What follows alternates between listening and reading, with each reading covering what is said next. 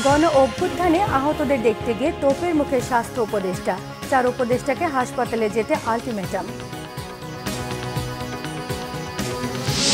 জলবায়ু পরিবর্তনের কারণে বিশ্ব সভ্যতা হুমকির মুখে COP29 সম্মেলনে বলেছেন প্রধান উপদেষ্টা। দক্ষিণ এশিয়ার বিদ্যুৎ উৎপাদনের সুযোগ কাজে লাগানোর আহ্বান। সব সংস্কারে সরকারের হাত দেওয়ার দরকার নেই বলেছেন মির্জা ফখরুল। অন্তর্বর্তী সরকার শুধু স্বল্প ও মধ্যমেয়াদী সংস্কার করবে জানিয়েছেন অর্থ উপদেষ্টা। অন্তর্বর্তী সরকারের দায় মুক্তি অধ্যাদেশ নিয়ে মঈন খানের প্রশ্ন। মোস্তফা সরোয়ার ফারুকী এবং শেখ বশিরকে উপদেষ্টা করায় বৈষম্য বিরোধী শিক্ষার্থীদের ক্ষোভ। দেখছিলেন কাউন্সিলম্যান সংবাদ শিরোনাম। 4 উপদেষ্টাকে জাতীয় অর্থোপেডিক হাসপাতালের সামনে আসার আলটিমেটাম দিয়েছে জুলাই আগস্ট অভ্যুত্থানে আহতরা। এর আগে সন্ধ্যায় বৈষম্য বিরোধী ছাত্র আন্দোলনের আহ্বায়ক হাসনাত আবদুল্লাহ এবং জুলাই শহীদ ফাউন্ডেশনের প্রধান নির্বাহী মীর স্নিগ্ধ আন্দোলনরতদের সঙ্গে সাক্ষাৎ করতে এসেছিলেন।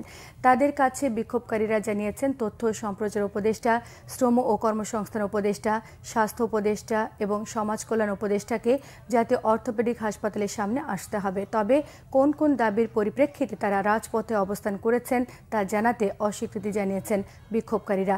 এর আগে দুপুরে স্বাস্থ্য উপদেষ্টা নূরজাহান বেগম এবং ব্রিটিশ হাই কমিশনার হাসপাতাল পরিদর্শনে এলে হাসপাতালে ভর্তি আহতদের বিক্ষোভের মুখে পড়েন তারা।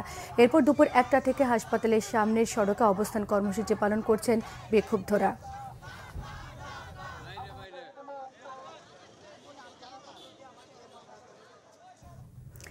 দর্শক, অর্থোপেডিক হাসপাতালের সামনে আছেন আমাদের বিশেষ প্রতিনিধি গালমান শফি। সেখানকার সর্বশেষ পরিস্থিতি জানবো তার কাছ থেকে। গালমান, শুনতে পাচ্ছেন? গালমান, আপনি আমাদের জানাবেন যে আহত এবং তাদের স্বজনরা কি বিক্ষোভ অব্যাহত রেখেছেন কিনা? জি, দুপুর আপনি হয়তো জানেন যে আজ দুপুরের পর থেকেই আহত পঙ্গু হাসপাতাল এবং চক্ষু বিজ্ঞান ইনস্টিটিউটে যারা আহত যারা চিকিৎসাধীন আছেন ওরা রাস্তায় বিক্ষোভ করছে। ওদের বিক্ষোভ এখন অব্যাহত আছে। ওরা সন্ধ্যায় আপনার বৈষম্য বিরোধী ছাত্র আন্দোলনের আহ্বায়ক হাসনাত আবদুল্লাহ ও জুলাই শহীদ ফাউন্ডেশনের প্রধান নির্বাহী মীর স্নিগ্ধ এসেছেন আন্দোলনরতদের সাথে কথা বলতে, কিন্তু আন্দোলনকারীরা ওনাদের সাথে কথা বলেননি। ওনাদের একটাই দাবি, স্বাস্থ্য উপদেষ্টা, 4 উপদেষ্টাকে এখানে আসতে হবে। তথ্য ও সম্প্রচার উপদেষ্টা, স্বাস্থ্য উপদেষ্টা, সমাজ কল্যাণ উপদেষ্টা ও যুব শ্রম ও কর্মসংস্থান উপদেষ্টাকে এসে রাত 10টার মধ্যে ওরা আলটিমেটাম দিয়েছিলেন যে রাত 10টার মধ্যে এসে ওদের সাথে আলাপ আলোচনা করে সমস্যার সমাধান করার জন্য। তো ওদের ওদের দাবির প্রধানত দাবি হচ্ছে দুটো। এর মধ্যে একটি হচ্ছে স্বাস্থ্য উপদেষ্টার পদত্যাগ এবং ওদের উন্নত চিকিৎসা সেবা। এই দুটো পেলেই ওরা ওদের অবস্থান কর্মসূচি প্রত্যাহার করে নেবে বলে ওরা আমাদেরকে জানিয়েছে। আপনারা দেখেন ওরা এখানে অবস্থান করছে এবং কেউ কেউ রাতের খাবারও খাচ্ছে। এখানে রাতের খাবার খাচ্ছে, এই দেখেন এখানে রাতের খাবার খাচ্ছে ওরা। এখানে বেশ কয়েকজন বসে আছে আন্দোলনকারী এবং ওদের স্বজনরা এখানে অবস্থান নিয়েছে। ওদের দাবি একটাই যে রাত 10টার মধ্যে ওদের সাথে 4 উপদেষ্টা এসে কথা বলবে এবং আলাপ আলোচনার মাধ্যমে ওরা ওদের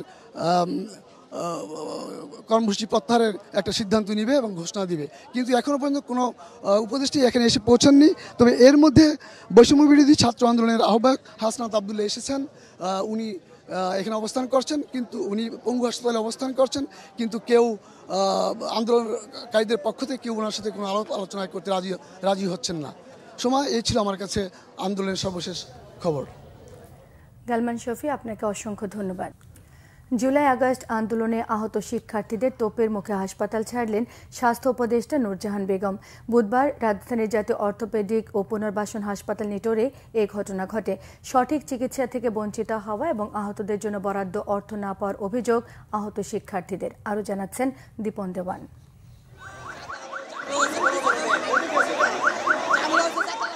স্বাস্থ্য উপদেষ্টা নূরজাহান বেগমের গাড়ির ওপর দাঁড়িয়ে এভাবেই বিক্ষোভ করেন আহত শিক্ষার্থীরা। বুধবার সকালে জাতীয় অর্থোপেডিক ও পুনর্বাসন হাসপাতাল নিটোরে এই ঘটনা ঘটে। এক পর্যায়ে গাড়িটি চলে যাওয়ার চেষ্টা করলে বাধা দিতে গিয়ে আহত এক শিক্ষার্থী গাড়ির নিচে আটকে যান। পরে গাড়ি তুলে তাকে বের করা হয়।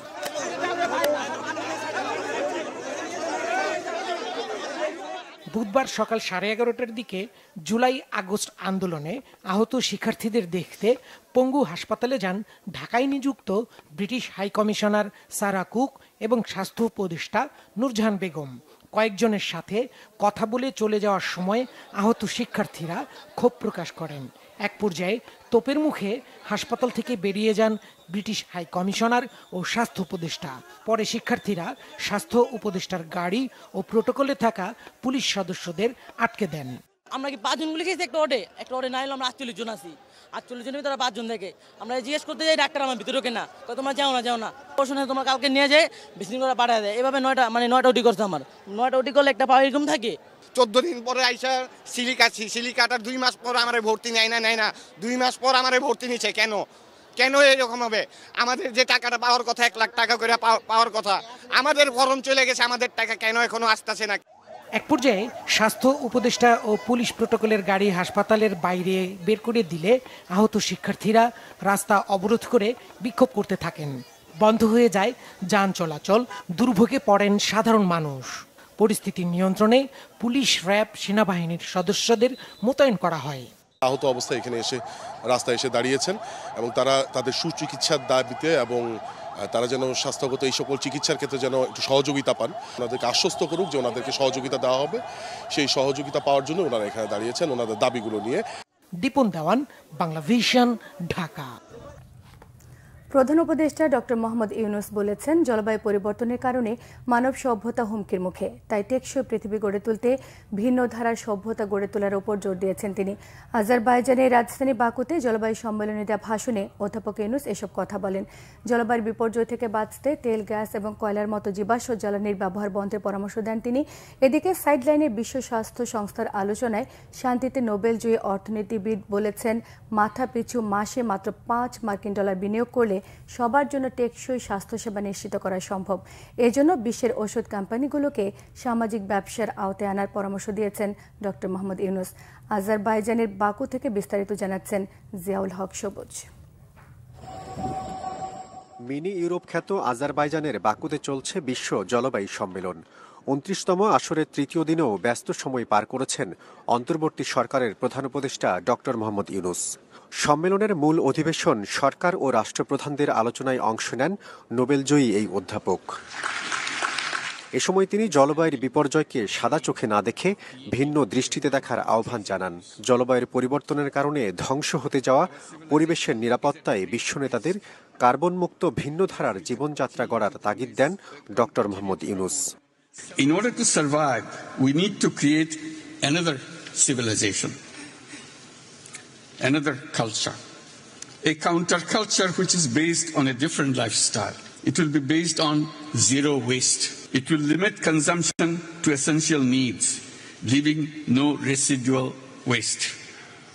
This lifestyle will also be based on zero carbon, no fossil fuel, only renewables.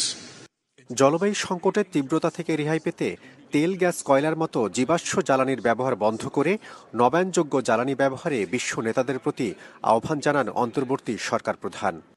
We have chosen a lifestyle which works against the environment. We justify this with an economic framework which is considered as natural as the planetary system.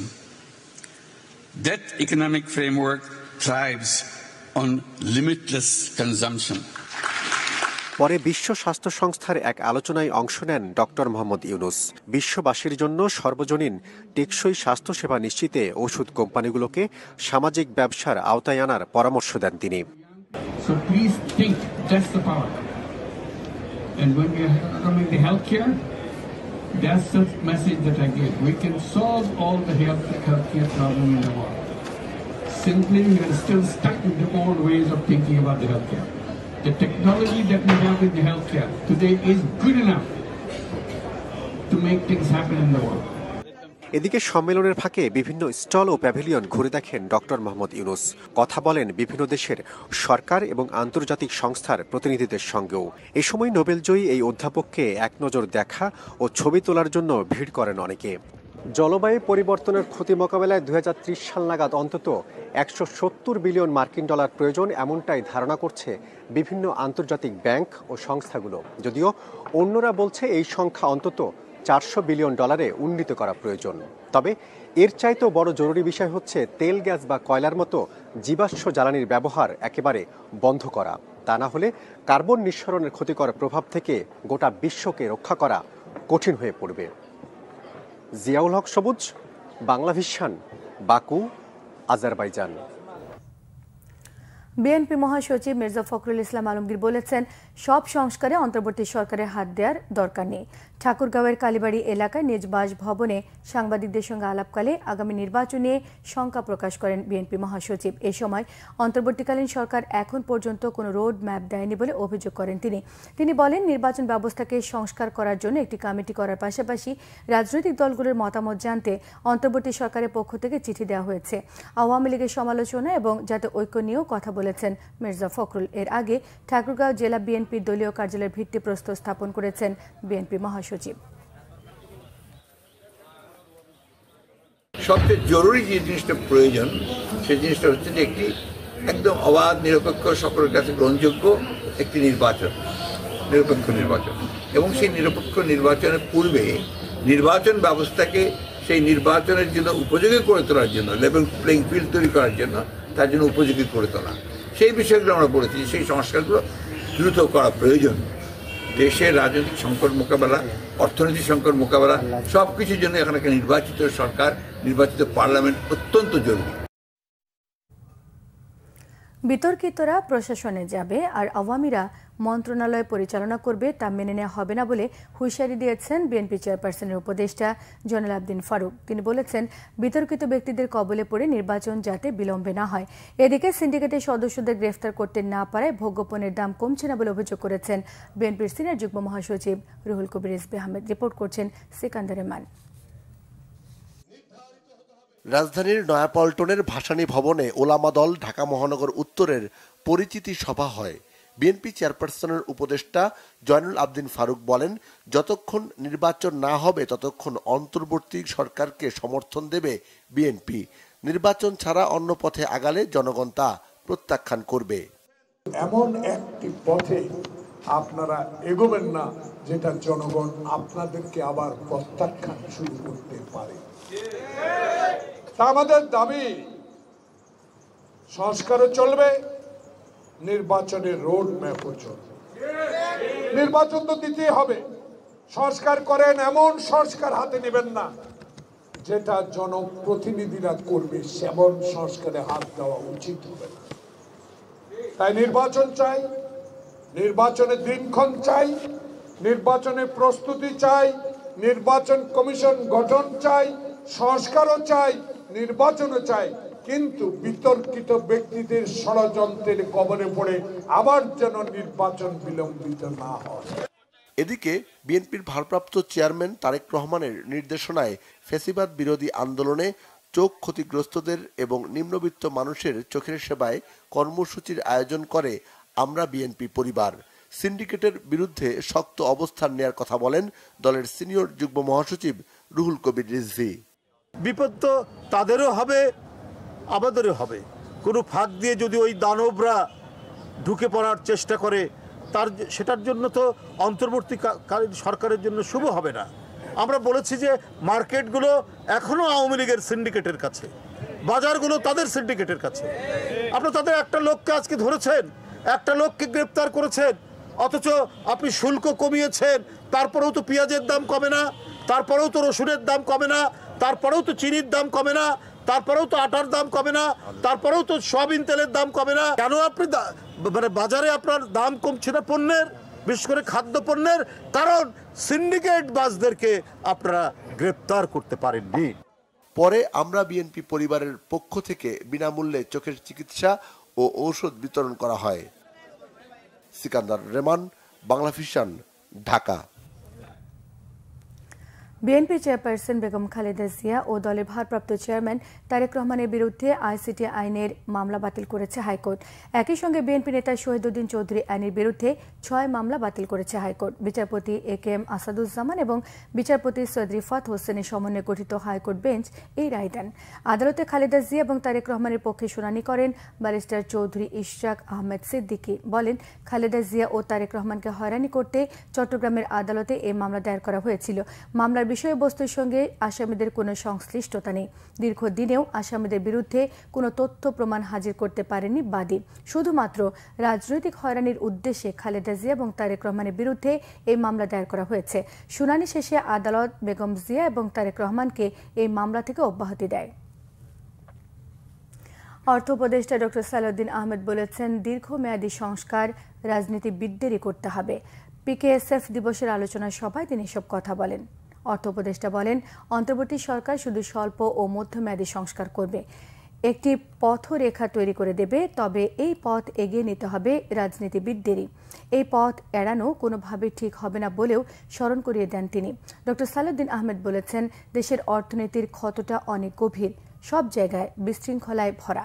দ্রব্যমূল্য নিয়ে অধৈর্য না হবার পরামর্শ দিয়েছেন তিনি। বলেন, দেশে ভালো প্রতিষ্ঠানের অভাব, সুন্দর ভবন আছে, কিন্তু স্বচ্ছতা ও জবাবদিহিতার অভাব। তবে সমাজের সবাই ইতিবাচকভাবে সাড়া দিচ্ছে, এটিই আশার কথা বলে মত তার। বিশ্বব্যাংক, IMF সহ সবাই বাংলাদেশের ব্যাপারে ইতিবাচক মনোভাব পোষণ করছে বলেও জানিয়েছেন অর্থ উপদেষ্টা। শর্ট টার্ম থেকে আমরা করব, মিড টার্ম, লং টার্মগুলো পলিটিক্যাল এসে যা করবে।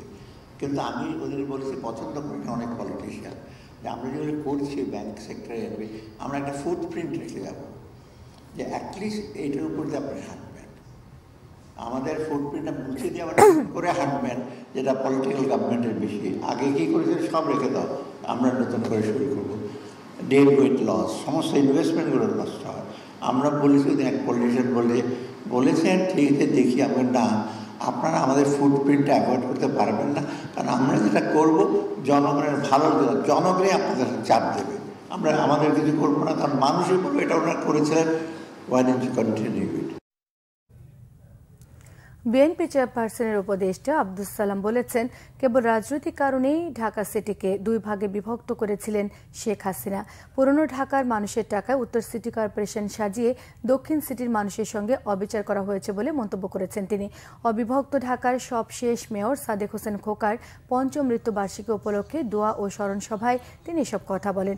আব্দুস সালাম বলেন, খুব অল্প বয়সে শেখ হাসিনাকে পরাজিত করে সংসদ সদস্য নির্বাচিত হয়েছিলেন সাদেক হোসেন খোকা।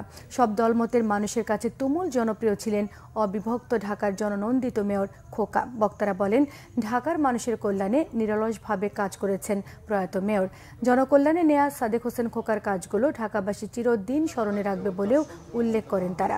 অনুষ্ঠানে প্রয়াত সাদেক হোসেন খোকার ছেলে ও বিএনপি নেতা ইঞ্জিনিয়ার ইশরাক হোসেন বলেছেন, বিগত সরকারের অনিয়ম দুর্নীতির কারণে বসবাসের অযোগ্য শহরে পরিণত হয়েছিল ঢাকা। বিএনপি ক্ষমতায় এলে স্থানীয় সরকারকে শক্তিশালী করার কথাও জানিয়েছেন। ঢাকা মহানগরীতে বিভিন্ন ভূমিকার কারণে আমরা দেখেছি যে সেই সময় উদীয়মান একজন তরুণ এই সাদেক হোসেন খোকা তৎকালীন আওয়ামী লীগ প্রধান শেখ হাসিনাকে পরাজিত করে সেখান থেকে জয়লাভ করেছিল। সেটা সম্ভব হয়েছিল তার সেই গুণাবলীর জন্যই। এবং নির্বাচিত হওয়ার পরে আমার মনে হয় যে সুলতাপুর, কোতোয়ালি, গ্যান্ডারিয়া, বংশাল, এই এলাকার কোনো মানুষ বলতে পারবে না যে কোনো এলাকার কেউ মারা গিয়েছে সাদেক হোসেন খোকাকে জানাজায় পায় নাই। কোনো এলাকায় কোনো একটা সমস্যা হয়েছে, সেখানে সাদেক হোসেন খোকাকে পায় নাই। কোনো পরিবার বিভিন্নভাবে ক্ষতিগ্রস্ত হয়েছে, চিকিৎসার জন্য টাকা পয়সা নাই, সেখানে সাদেক হোসেন খোকাকে পায় নাই, এমন কোনো পরিবার কেউ বলতে পারবে না। আগামী দিনে একটি সুষ্ঠু সঠিক নির্বাচনের মাধ্যমে বাংলাদেশ জাতীয়তাবাদী দল ক্ষমতায় আসলে যত ধরনের অন্যায়, অবিচার এবং আপনাদের প্রতি বৈষম্যমূলক আচরণ করা হয়েছে এই স্বৈরাচারী খুনি ফ্যাসিস্ট হাসিনা সরকারের আমলে, সকল কিছুকে আমরা বিচারের আওতায় নিয়ে আসবো এবং আপনাদের প্রতি যে সকল অন্যায় করা হয়ে থাকুক না কেন, কর্মচারী হিসেবে, কর্মকর্তা হিসেবে সকল কিছুকে আমরা সেটিকে আবার সঠিকভাবে কারেকশন করে আপনাদের যথাযথ মর্যাদায় যথাযোগ্য স্থানে আপনাদেরকে আসীন করা হবে। বৈধতার জন্য অন্তর্বর্তী সরকারের ইনডেমনিটি অধ্যাদেশের প্রয়োজনীয়তা নিয়ে প্রশ্ন তুলেছে বিএনপি। দলটির স্থায়ী কমিটির সদস্য ডক্টর মঈন খান বলেছেন, সকল রাজনৈতিক দল অন্তর্বর্তী সরকারকে বৈধতা দিয়েছে, তাহলে কোন অপরাধ গোপন করতে এই পথে হাঁটছে সরকার? রাজনৈতিক দলের কারণেই ছাত্র জনতার অভ্যুত্থান সফল হয়েছে বলে জানিয়েছেন নেতারা। রিপোর্ট করছেন ফরুক বাবু। ছাত্র জনতা বিপ্লবের ১০০ দিন উপলক্ষে আয়োজিত সেমিনারে অন্তর্বর্তী সরকারের ভূমিকা নিয়ে প্রশ্ন উঠেছে। ছাত্র, শিক্ষক, পেশাজীবী ও রাজনৈতিক দলের নেতারা বর্তমান সরকারের উদ্দেশ্য ও কর্মকাণ্ডে অসন্তুষ্ট। দেশ ও জনগণের কল্যাণে অন্তর্বর্তী সরকার কতটা ভূমিকা রাখবে তা নিয়েও সংশয় প্রকাশ করা হয় সেমিনারে। মুক্তিযুদ্ধের ইতিহাসে শেখ মুজিবকে এককভাবে নায়ক সাজানোর মতো ২০২৪-এর গণ অভ্যুত্থানে মাস্টার মাইন্ড শব্দ ব্যবহার করে ইতিহাস বিকৃতির চেষ্টা হচ্ছে, এমন অভিযোগ ছাত্র শিক্ষকদের। সংস্কারের কোনো তেমন ভিজিবিলিটি আমাদের সামনে নাই। সেমিনারে বিভিন্ন দলের নেতারা বলেন, রাজনৈতিক দলগুলোর কারণেই ছাত্র জনতার আন্দোলন সফল হয়েছে। কারফিউ ভেঙে সড়কে নামা মানুষগুলো দলীয় কর্মী বলেও জানান তারা। আন্দোলনে কি হয়েছে সেটা তো আমি জানি। এখন আমাকে যদি বলেন যে রাজনৈতিক দলগুলোর কোনো ভূমিকা নাই, তাহলে তো আসলে আমি অন্তত মানতে পারবো না। একটা ছোট আকারের সরকার, যাদের কোনো বিরাট রাজনৈতিক সংগঠন নাই, রাজনৈতিক দলগুলি তাদের সমর্থনের ভিত্তি, কিন্তু তারা এমনভাবে সরকারটা পরিচালনা করছেন যেখানে পলিটিক্যাল পার্টি যারা তার সমর্থনের ভিত্তি, তার সাথে তারা সম্পর্ক রক্ষা করছেন না। প্রফেসর ইউনূস তিনি প্রথম দিনে আমাদেরকে মনে করিয়ে দিলেন তিনি ছাত্রদের দ্বারা তিনি হচ্ছেন নিযুক্ত। বৃহত্তর জনসমাজ এমনকি রাজনৈতিক দলগুলো তাদেরকে তিনি একভাবে খারিজ করে দিলেন। অন্তর্বর্তী সরকার রাজনৈতিক দলগুলোকে এড়িয়ে চলছে, এমন অভিযোগ তুলে নাগরিক ঐক্যের সভাপতি মাহমুদুর রহমান মান্না বলেন, আওয়ামী লীগের মতো এই সরকারের সমালোচনা করা যাচ্ছে না। কোনো জবাবদিহি নাই, ওই একই সমস্যা। আপনি কাউকে জিজ্ঞেস করতে পারবেন না, কেউ বলবে না। আর যিনি প্রধান উপদেষ্টা তাকে তো জিজ্ঞেস করা যায় না, সবসময় পাওয়া যায় না। অন্যান্য উপদেষ্টাদের ফোন করলে ওনারাও খুব বিজি, এখন তারাও ফোন ধরেন না, ফোন ব্যক্ত করেনই না। তারপরেও যদি কোনো সময় পাওয়া যায়, জিজ্ঞেস করলে তারা এরকম করে বলেন যে ওতে স্যাটিসফাইড হওয়ার কোনো জায়গা থাকে না। এদিকে বিএনপির স্থায়ী কমিটির সদস্য ডক্টর মঈন খান বলেছেন, অন্তর্বর্তী সরকারের বৈধতা ও কর্মকাণ্ড নিয়ে কেউ যাতে প্রশ্ন তুলতে না পারে সেজন্য অধ্যাদেশ জারির উদ্যোগ জনগণ ভালোভাবে মেনে নেবে না। তারা আইনের শক্তিতে আজকে সরকারেরই, তারা জনগণের শক্তিতে আজকে ক্ষমতায় রয়েছে। এবং ১০০ দিন এই প্রশ্ন যদি না উঠে থাকে যে এটা আইনসঙ্গত কি আইনসঙ্গত নয়, কেননা কেউ যুক্তিযুক্তভাবে প্রশ্ন তুলতে পারেনি, তাহলে আজকের সরকার কেন এই ইনডেমনিটি আইনের দিকে ধাবিত হচ্ছে? তাদের মনে এই ভয়টা কেন ঢুকলো যে তাদেরকে একটি ইনডেমনিটি অ্যাক্ট করে তাদের নিরাপত্তা বিধান করতে হবে? গণহত্যার অপরাধে আওয়ামী লীগ নামটি নিষিদ্ধের দাবি জানান বিভিন্ন দলের নেতারা। ফরুক বাবু, বাংলা ভিশন, ঢাকা। ছাত্র জনতার অংশীদারিত্ববিহীন সিদ্ধান্তে উপদেষ্টা পরিষদে ফ্যাসিবাদের দোসর মোস্তফা সরোয়ার ফারুকী এবং শেখ বশিরকে উপদেষ্টা নিয়োগ শহীদদের রক্তের সঙ্গে বেইমানি এবং জুলাই বিপ্লবের স্পিরিট পরিপন্থী বলে জানিয়েছেন বৈষম্য বিরোধী ছাত্র আন্দোলনের একাংশে সম্মিলিত বেসরকারি বিশ্ববিদ্যালয়। বিকেলে রাজধানীর জাতীয় প্রেস ক্লাবে এক সংবাদ সম্মেলনে ওই দুজনকে উপদেষ্টা পরিষদ থেকে অপসারণের পাশাপাশি আগামীতে এমন কোনো ব্যক্তিকে নিয়োগ না দেওয়ার দাবি জানিয়েছেন তারা। দেশের সার্বিক বিষয় সিদ্ধান্তে অন্তর্বর্তীকালীন সরকার এবং উপদেষ্টারা ছাত্র প্রতিনিধিদের সঙ্গে যোগাযোগ রক্ষা করতে ব্যর্থ হয়েছেন বলে মন্তব্য করেছেন তারা। সামগ্রিক পরিস্থিতি বিবেচনায় সম্মিলিত বেসরকারি বিশ্ববিদ্যালয় শিক্ষার্থীদের রাষ্ট্রযন্ত্রে অংশগ্রহণ নিশ্চিত করা সহ 12 দফার দাবি জানিয়েছেন তারা। এই সময় প্রাইভেট বিশ্ববিদ্যালয়গুলোতে 15% আরোপিত ভ্যাট প্রত্যাহার সহ সংবিধানের পুনর্লিখন এবং সংস্কারের কথাও বলেছেন ছাত্র প্রতিনিধিরা।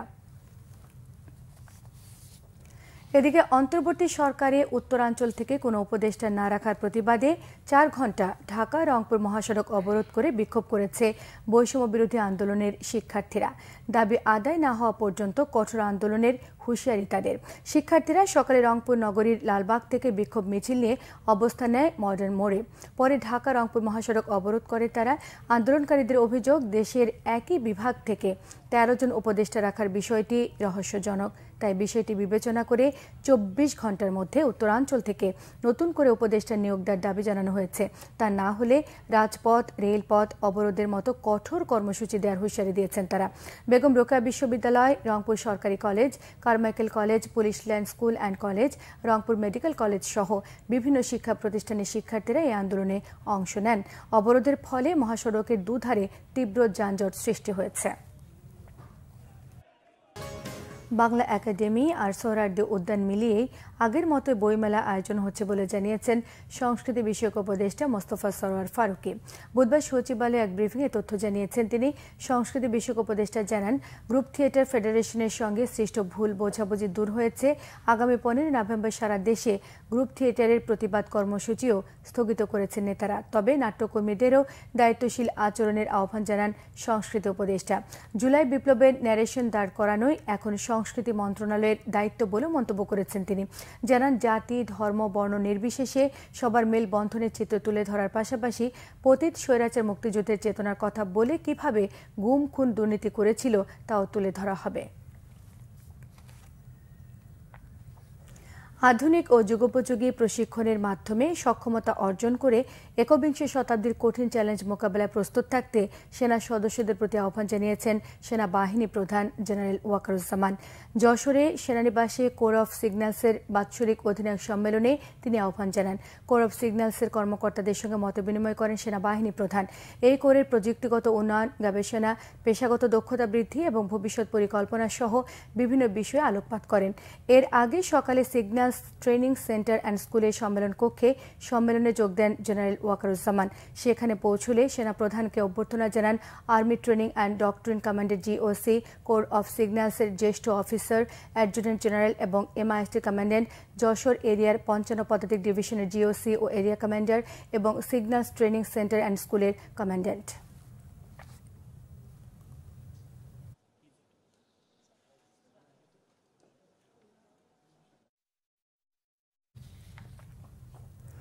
চলমান পরিস্থিতিতে সেনাবাহিনী কতদিন মোতায়েন থাকবে তা নির্ভর করছে অন্তর্বর্তী সরকারের সিদ্ধান্তের উপর।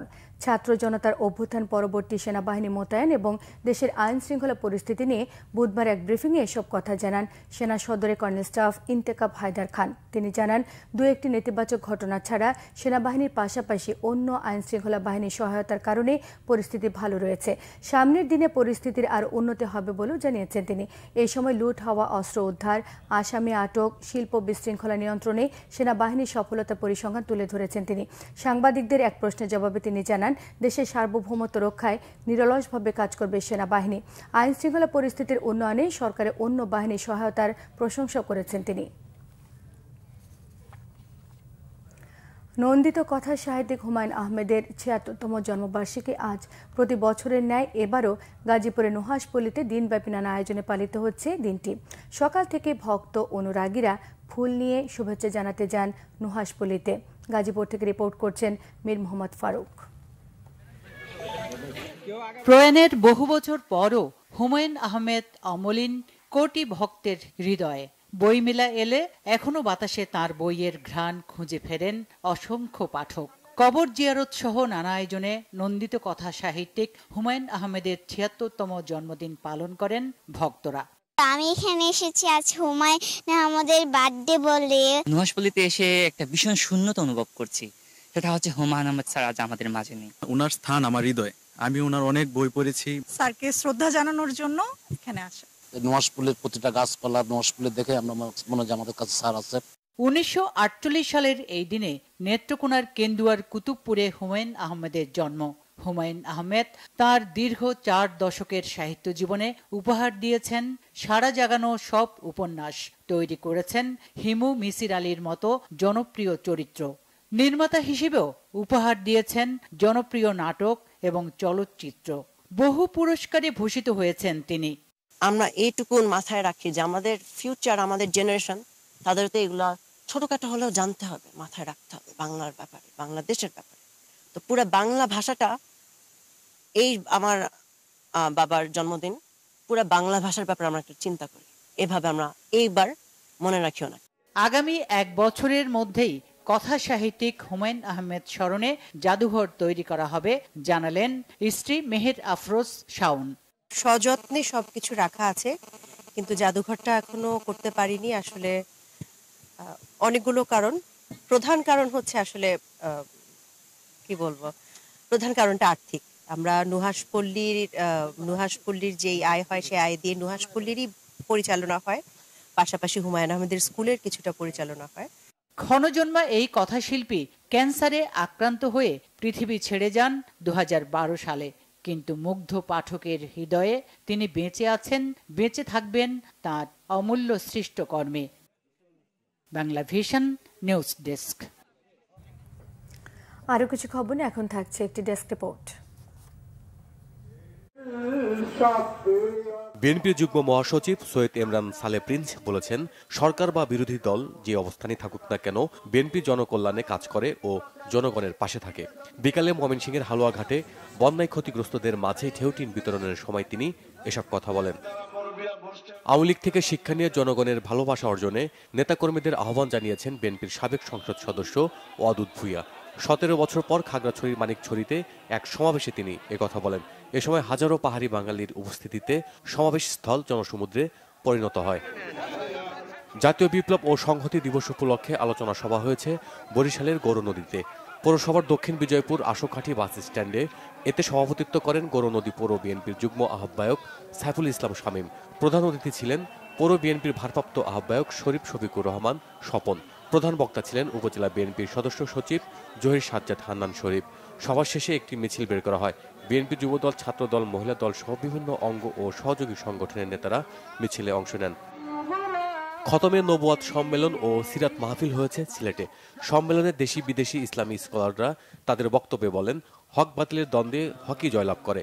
আমেরিকা আফগানিস্তানকে ধ্বংস করতে চাইলেও তারা তা করতে পারেনি। 5 আগস্ট ওলামা কেরামদের রক্তে রঞ্জিত বাংলাদেশে বাতিল দূরীভূত হয়। নগরীর আলিয়া মাদ্রাসা মাঠে বাদ জহর সম্মেলনটির আয়োজন করে খতমে নবুয়াত সংরক্ষণ কমিটি। এতে সভাপতিত্ব করেন খতমে সংগঠনের জেলা সভাপতি মাওলানা শফিকুল হক সুরুইঘাটি। পরিচালনার দায়িত্বে ছিলেন সাধারণ সম্পাদক সৈয়দ সালিম আহমেদ কাশেমি। প্রধান অতিথি ছিলেন সংগঠনের কেন্দ্রীয় সভাপতি মধুপুরের পীর সাহেব মাওলানা আব্দুল হামিদ। এছাড়া প্রধান আলোচক হিসেবে উপস্থিত ছিলেন পাকিস্তানের মুফতি ইলিয়াস গুম্মান। আমিও জিততে চাই শীর্ষক ক্যাম্পেইন হয়েছে চট্টগ্রামে। নগরীর থিয়েটার ইনস্টিটিউটে এতে অংশ নেন বিভিন্ন শিক্ষা প্রতিষ্ঠানের শিক্ষার্থী সহ গণমাধ্যম কর্মী ও নাগরিক সমাজের প্রতিনিধিরা। ইউএসএইডের অর্থায়নে ও ডেমোক্রেসি ইন্টারন্যাশনালের আয়োজনে এ সময় নাগরিক সমস্যা নিয়ে থিয়েট্রিক্যাল পারফরমেন্স, কুইজ ও ভিডিও মেসেজ প্রতিযোগিতা সহ ক্যাম্পেইনের রিল প্রদর্শনী করা হয়। পরে বিজয়ীদের হাতে তুলে দেওয়া হয় পুরস্কার। ক্যাম্পেইনের মাধ্যমে সারা দেশে বিভিন্ন বিশ্ববিদ্যালয় ও জেলায় পরিচালনা করা হচ্ছে আলোচনা, নাট্য প্রদর্শনী, বিতর্ক প্রতিযোগিতা সহ নানা কর্মসূচি। বাংলাদেশের স্থানীয় অর্থনৈতিক উন্নয়নের বাংলা মডেল উন্মোচন করা হয়েছে ওয়ার্ল্ড আরবান ফোরাম 2024-এ। মিশরের কায়রোতে দ্বাদশ অধিবেশনে মডেলটি উপস্থাপন করে বাংলাদেশের একটি প্রতিনিধি দল। স্থানীয় সরকার, পল্লী উন্নয়ন ও সমবায় মন্ত্রণালয়ের স্থানীয় সরকার বিভাগের নগর উন্নয়ন 2 শাখার যুগ্ম সচিব ও প্রবৃদ্ধি প্রকল্পের প্রকল্প পরিচালক মোহাম্মদ মাহবুবুল হকের নেতৃত্বে প্রতিনিধি দল এই মডেলটি উপস্থাপন করেন। Bangla vision news desk. সংবাদ শেষ করব ক্রাউন সিমেন্ট শিরোনামগুলো আরো একবার জানিয়ে দিয়ে।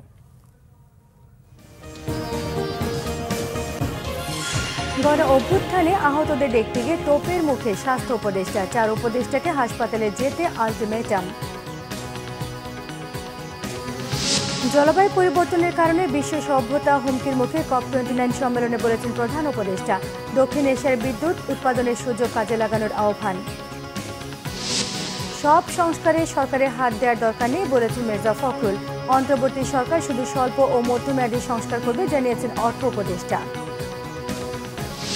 অন্তর্বর্তী সরকারের দায় মুক্তি অধ্যাদেশ নিয়ে মঈন খানের প্রশ্ন। মোস্তফা সরোয়ার ফারুকী এবং শেখ বশিরকে উপদেষ্টা করায় বৈষম্য বিরোধী শিক্ষার্থীদের ক্ষোভ।